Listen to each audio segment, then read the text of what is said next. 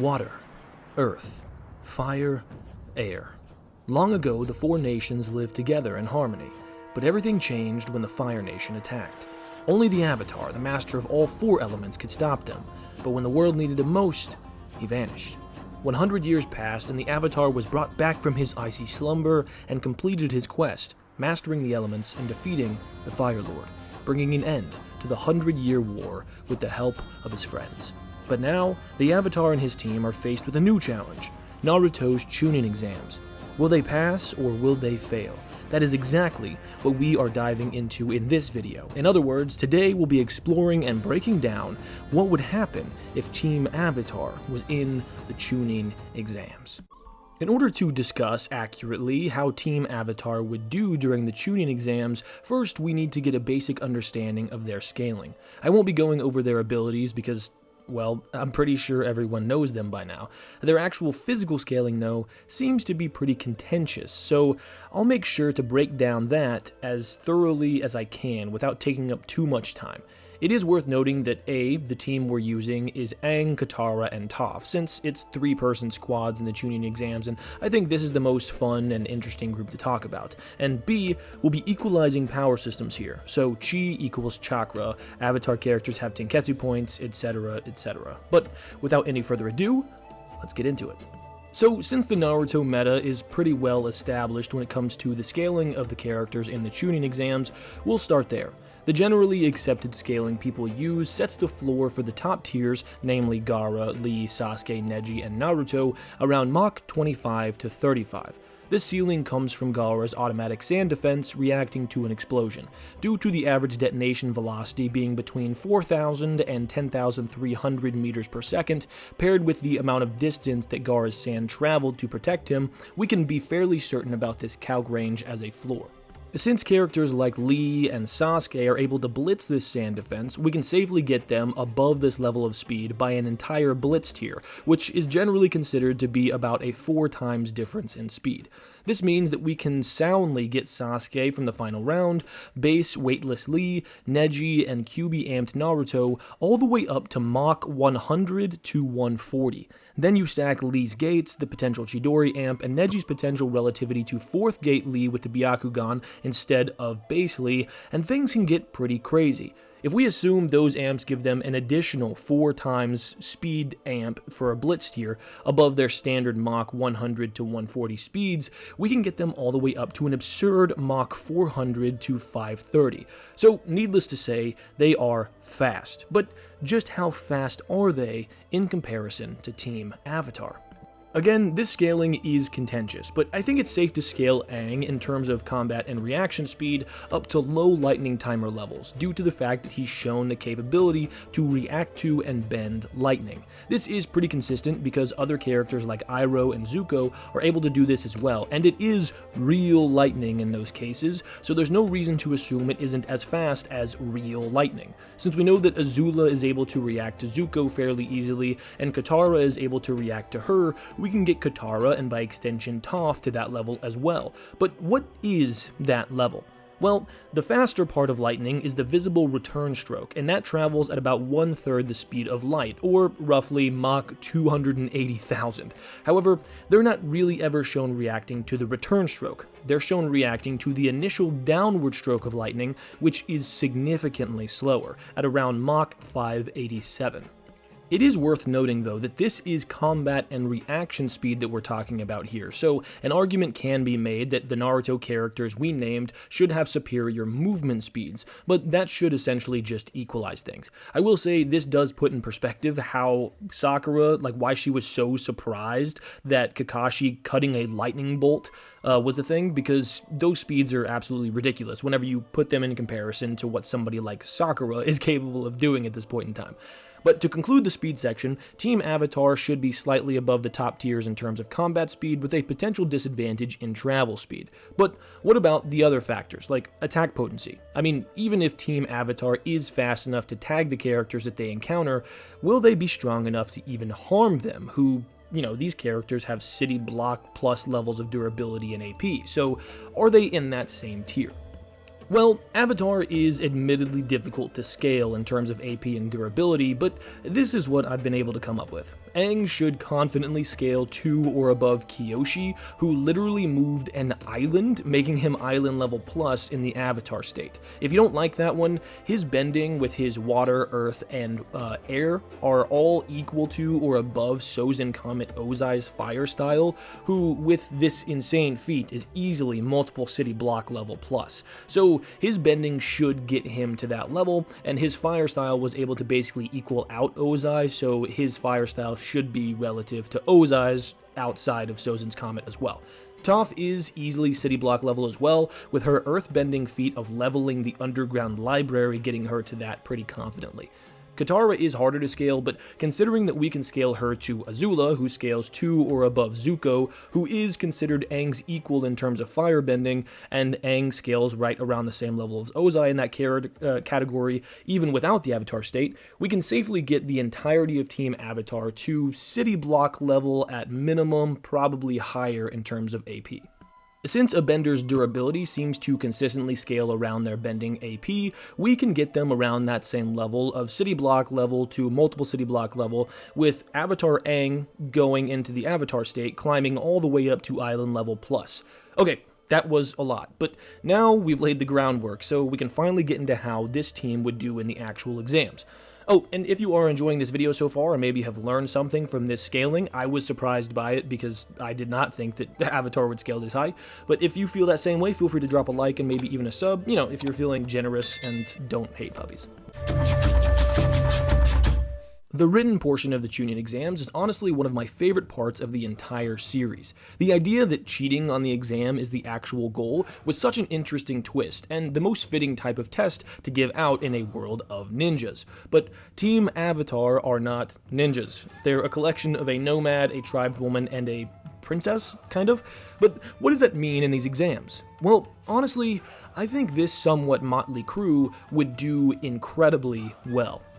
Not only do I believe that they'd all likely be smart enough to figure out what's going on, I think they also all have the means to legitimately pass the test using their abilities. Toph and Aang could just use their earthbending sense in order to find out who's answering the questions on the test and mimic their movements, while Katara might be smart enough to just pass the test without cheating. Even if you argue that she couldn't, her ability to pull water out of the air should allow for her to sense the disturbances of water molecules in the air to quote-unquote feel the movements of those around her, enabling her to cheat off of someone else by mimicking those movements. And B, she's not giving up on the test, so worst case scenario, she just pulls a Naruto and answers nothing, but still passes. So Team Avatar passes the written portion of the Chunin exams with relative ease. The Forest of Death would pose some interesting challenges for Team Avatar. The terrain is literally crawling with lethal animals and the other bloodthirsty participants in the forest trying to take the scroll, and they have to get a scroll from some other team. However, I don't think this team would have much of an issue dealing with those challenges. The lethal animals aren't going to be much different from what some of the beasts they have to face off with on their own travels could produce, and if Kiba gets Akamaru, then Aang should get Appa and or Momo, which would help a ton. I'll just give him Momo to keep it as fair as possible, because Appa is a tank, but if he had Appa, they could literally just fly above the battlefield and then wait at the tower for another team to show up. That team would be Gaara's because they made it there first, and that would make for a super interesting fight, but we're not giving him Appa, so we'll just leave that to your imagination. I do think, though, that the animals of the forest won't be any problem for them at all. As far as the other participants, they likely wouldn't matter either because A, Team Avatar has the scaling of some of the top tiers at their best, so they could just beat up pretty much any of the other teams that they face, and B, they're never getting snuck up on with Toph there. This means that they likely end up engaging in a random face-to-face battle with some numerous fodder Shinobi teams that were in the forest. Wipe the floor with them, take their scroll, and then just be on their merry way. Long story short, Team Avatar likely clears the Forest of Death with very little issue, if I'm being honest. If they were to run into some of the stronger teams, their well-rounded squad and excellent teamwork should allow for them to prevail, as every one of the teams has at least one weak link that just gets bullied quickly, and then it's a 3v2 versus the others. I mean, think about Ino, Tenten, Sakura, Kiba, etc. facing off against any of these guys in a 1v1. It just wouldn't be good. So yeah, Team Avatar clears with relative ease. The preliminary round of the Chunin exams gave us some truly epic moments, including one of the fights widely regarded as a top 3 to 5 fight in the series, Lee versus Gaara. That said, this is where it gets difficult to decide how things go, but I think I figured out the best way to do it. If Team Avatar makes it, that means that one of the other teams that made it won't. I believe the most likely to make it, or to not make it in this scenario, is the team from the Sound Village. Allow me to explain. It's very simple. The actual most likely team to not make it is Team 7 because they made it to the tower last, but we can't have Team 7 not make it to the preliminaries, and this is far more interesting. So, the Sound Squad doesn't make it, but what does that mean for Team Avatar and the preliminary round? Well, basically everything goes as it originally did, except in this version we'd get Toph versus Choji, Katara versus Shikamaru, and Aang versus Shino. I hate to do this to the Naruto characters in these battles, but honestly, Team Avatar clears. I think Toph would just beat Choji down while talking a crazy amount of smack to him about his weight, and there's nothing he could do about it. I mean, he's not dealing with her earthbending. Aang would only need his airbending to handle Shino, as it would serve as an ultimate defense and offense against someone like Shino and his bugs. But, if he wanted to, he could pretty easily deal with and detect his bugs with earthbending. He could roast them with firebending. I mean, he has so many options. The interesting one, though, would be Katara versus Shikamaru. Well, Katara would just blatantly scale above Shikamaru. She would only have access to the water that she carries in her pouch. There doesn't seem to be any large reserves of water lying around in the preliminaries round building, and we know that Katara doesn't like to bloodbend, and she just straight up doesn't unless it's a full moon, and just really doesn't in general, to be honest with you. So she'd be super limited. Shikamaru's disdain for fighting girls, and even greater disdain for losing to girls, would be prevalent here, and Katara would not like that. She'd likely just go off on him a couple times about his sexist comments, but at the end of the day, I'm not sure I see a way in which Shikamaru can pull out a W here. Katara may know about his shadow abilities by now because they just came out of the Forest of Death and she could have seen him use them, but even if she doesn't, she can just fight him at range even with just a little bit of water. Since Katara is intelligent, I don't see her getting caught by the shadow possession without some epic ploy by Shikamaru, who would already be low on stamina from the Forest of Death. If Katara had access to more water, maybe you could argue that he uses the shadows from a long-range waterbending attack to connect to her, like what he did with the girl he fought in the preliminaries, the wire that she used, but even that is kind of a stretch since he'd have to do that while dodging, and that just seems like really difficult for him to pull off. It's also worth noting that we've seen benders like Boomy bend just using his head, and a waterbender in Korra bending without any arms, so you could just argue that Katara may be able to break out of shadow possession by bending the water while partially immobilized. That said, I don't think Shikamaru would have any real answers here, so Team Avatar clears and moves on to the final round. The finals, and the section that you guys have all likely been waiting for. The round that gave us Naruto vs. Neji, Sasuke vs. Gaara, and my personal favorite of the final round, Shikamaru vs. Temari. But in this universe, things are different. In this universe, Toph isn't killed by Gaara like Dosu was, because she's not going to be going after him in the Dark Night. Kankuro forfeits against Aang instead of Shino, and my favorite final round is redone with Katara facing off against Temari in the place of Shikamaru.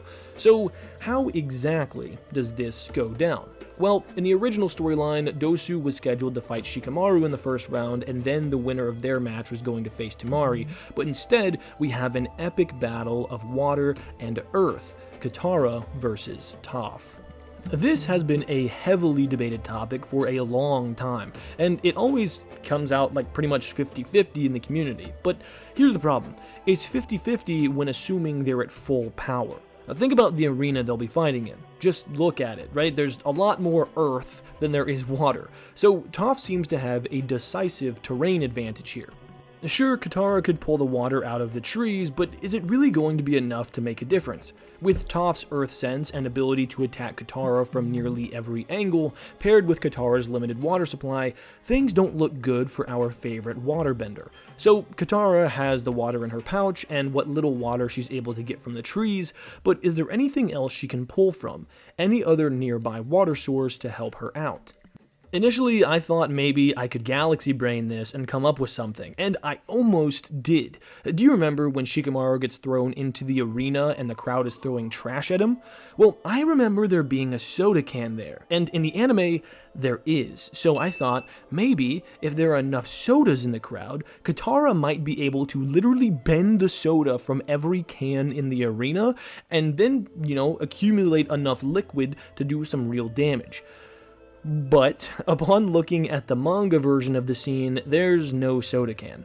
In fact, after going back and looking through the entirety of the final round, there isn't a single drink shown in the audience. So, unfortunately, this means that Katara is at a pretty big disadvantage and is gonna get served those hot hands on a cold plate. Toph wins and moves on to face Temari. But first, let's check in with the other side of the bracket. Since all of Team Avatar is on the right side of the bracket, and the left side of the bracket is just going to happen the same, Naruto and Neji goes exactly the same, and Sasuke remains late. So we move back to the right side and see what happens in the battle between Aang and Kankuro. In the original storyline, Kankuro backs out because we have their Konoha Crush plan taking effect. But we're assuming that that's not happening here because, it's more interesting that way. To be honest, I think this is another example of a battle that Aang would only need airbending for. However, I actually see him using earth, air, and fire in conjunction to take down Kankuro's puppets pretty easily. There's just nothing that Kankuro has in his arsenal that Aang can't deal with, so I see Aang taking this W pretty easily and moving on to the semifinals. After Aang's demolition of Kankuro, Sasuke still hasn't arrived, so we move on to a really interesting battle of Toph versus Temari. Honestly, Katara versus Temari would have been more interesting because we'd get to see water versus wind in a long-range battle, and honestly, that was why I was trying to galaxy brain this whole Katara thing, but Toph's earthbending would be a huge issue for Temari, if she couldn't fly. That's right, Temari can fly. So what this comes down to is whether or not you think Temari would know to fly. She would have seen Toph's fight with Katara, and maybe that would have given her an indication that she can't actually see things that aren't touching the ground. But maybe not. Temari is smart, but I'm not sure that she would have deduced that to the point of coming up with a counter strategy of flying from the jump. Honestly, even if she does, we're not really sure how long she can fly, but she doesn't seem to have crazy chakra reserves, so it's likely not for that long. And Temari's attack potency is good, but it's not good enough to tear through Toph's earth defenses in my opinion. So, in my opinion, this goes one of two ways. Either Temari figures out Toph's weakness and decides to start the match by flying and shooting down non-fan-based wind-style attacks, which would be weaker than her fan-based attacks, or she wouldn't figure it out and would just start on the ground. Either way, I see Toph taking the W here. If Temari takes to the skies, Toph can just cover herself in earth armor, and Temari's regular wind style isn't doing anything to her. So she's eventually just going to have to come down to the ground, and by that point she's going to be fatigued to where she can't fly, so her wind style is probably going to be weakened, and then it's just over in one shot as soon as she touches the ground. If she does start on the ground because she doesn't know about Toph's weakness, it's over in one shot regardless. So yeah, Toph wins and moves on to face Aang in the semifinals. Back to the left side of the bracket, Sasuke has finally arrived and takes on Gaara. This fight goes exactly the same as it did in the original storyline, meaning that Sasuke likely wins by hitting Gaara with a Chidori and then Gaara passing out like he did in the original storyline. And this means that Sasuke goes on to face Naruto. Now, while I do believe that Naruto in the forest during Konoha Crush does beat Sasuke in the forest during Konoha Crush, there were a lot of things going on there, like Naruto getting massive mental amps and Sasuke getting heavily fatigued, so I honestly see Sasuke taking the W here if we're just including things from the Chunin exams themselves. Naruto doesn't yet have the Rasengan, and he's not summoning Gamabunta in the middle of the arena because he would kill everyone. I mean, let's be honest, Sasuke at this point is better than Naruto in virtually every metric as a fighter, especially because he has the Chidori, which is something that this version of Naruto wouldn't have an answer for. So Sasuke moves on to the final round to face Aang. I know, I didn't cover Aang versus Toph, but come on, Aang is nearly as proficient as Toph in earthbending, but also knows how to exploit her weakness while having two other bending natures to fight her with, if we assume he doesn't have access to water as well. So, yeah, Aang wins. I mean, we literally see them fight in the original story, and he only has airbending at that point in time. Well, I guess he has waterbending too, but only uses airbending, and it's a pretty close fight. So, yeah, we get a final round of Aang versus Sasuke. I do think that this battle would be a lot of fun to watch. I mean, both characters should be relatively fatigued by this time, and they're both, cream of the crop when it comes to the Avatar team versus, the Naruto characters. But I do think that it's probably not as interesting as people want it to be, unfortunately. I think Sasuke likely has the AP advantage with his Chidori and a stamina edge as well, with Aang outside of the Avatar state, of course, because that gives him an additional bit of stamina. Aang should still hold a combat speed advantage, as well as the edge in versatility and hand-to-hand combat skill. So, how does this fight go? Honestly, based on the scaling Aang has in his base form, Sasuke's getting folded like an omelet. I say this while understanding that the majority of my audience is Naruto fans, so I get that a lot of you probably won't like this, but keep in mind, Aang's combat speed can comfortably be placed at Mach 587, while Sasuke with the Chidori is likely no higher than about Mach 530. Since we know that Aang has the definitive combat speed advantage, I don't see Sasuke's Chidori landing. Also, keep in mind, Sasuke's base speed should be somewhere closer to Mach 100 to 140, because it should be a blitz tier above Gaara's Sand, which is right around where base Lee would be at, and that puts him, 4 times slower than where we were putting him at with the Chidori amp. If he's legitimately 4 times slower than Aang's combat speed, and we've established that the 4 times gap is generally what's considered to be a blitz tier gap, Aang might just piece him up close range base to base. But earlier I did say that Naruto characters should have significantly higher travel speed than Team Avatar, and I do think that's true. And the way that Sasuke uses the Chidori, he jumps up on the wall, he gets this full running head start, and builds up speed as he's going. I do think that that is something that could come into play here.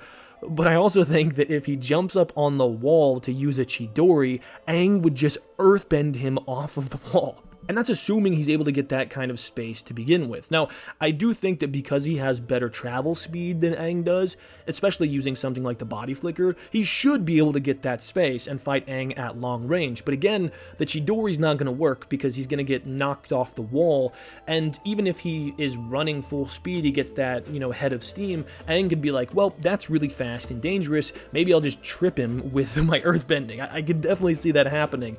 And if he doesn't go with the Chidori and he goes with some of his other long-range attacks, I think that could massively backfire as well. I mean, just imagine, Sasuke goes and gets space to launch a fireball, only to have Aang bend it back at him. I mean, there's literally nothing in Sasuke's arsenal that Aang can't deal with. Aang pieces him up hand to hand. He bends his fire style back at him. Any shuriken are getting blocked by earthbending or controlled with airbending and sent back at him. If Sasuke uses the Chidori, he's either getting blasted off the wall with earthbending, or he's getting tripped mid-run with earthbending. And Sasuke's Sharingan doesn't even have the ability, or hasn't displayed the ability, to cast Genjutsu at this point, so that's not a win condition either.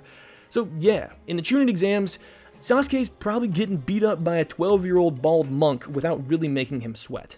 But what if Sasuke had access to the curse mark? We know that he would be disqualified if he used it in the Chunin exams based on what Kakashi tells him, but what if that wasn't the case? Well, if this video gets to 300 comments, I will make a video on Team Avatar in the Sasuke retrieval arc, and maybe we'll get to see that epic battle. For now, that's the video. I had a lot of fun making this video, and I'll be honest with you, going into it, I was like, this is not going to be interesting because Naruto characters should scale significantly higher than Avatar characters.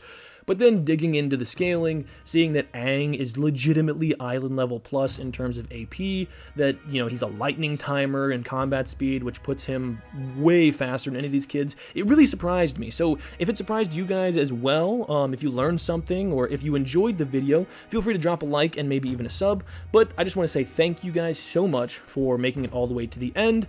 Have an awesome day.